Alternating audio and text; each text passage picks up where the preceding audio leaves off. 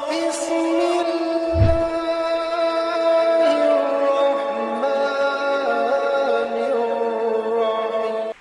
کچھ چیزیں ایسی ہیں کہ جو ہم اپنی ضروریات کے طور پہ دیکھتے ہیں.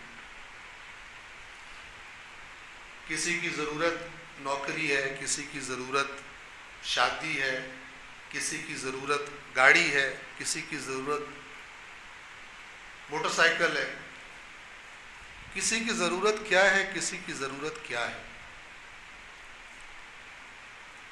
لیکن اس سورہ مبارکہ میں اللہ تبارک و تعالی نے جس چیز کو تمام چیزوں سے بڑھ کر اپنے بندے کی ضرورت سمجھا ہے، اسی چیز کا سوال کرنا سکھایا ہے.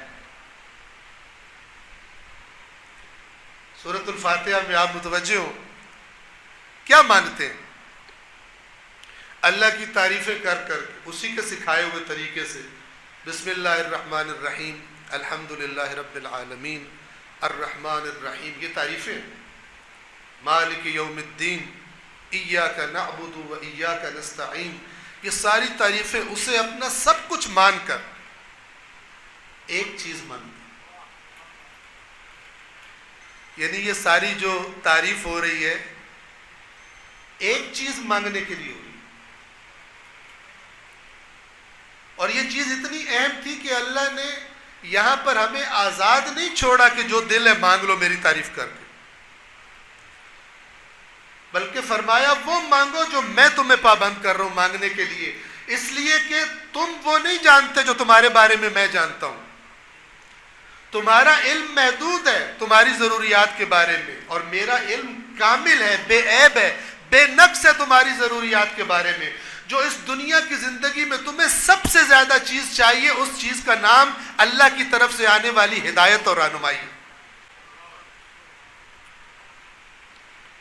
اہدنا الصراط المستقیم. اور کتنا خوبصورت ہے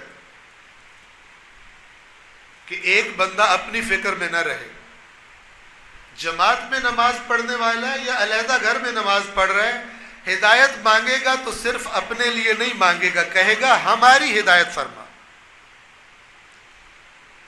یعنی دوسروں کی بھی فکر ہے، دوسروں کی طرف بھی توجہ کروائی جا رہی ہے،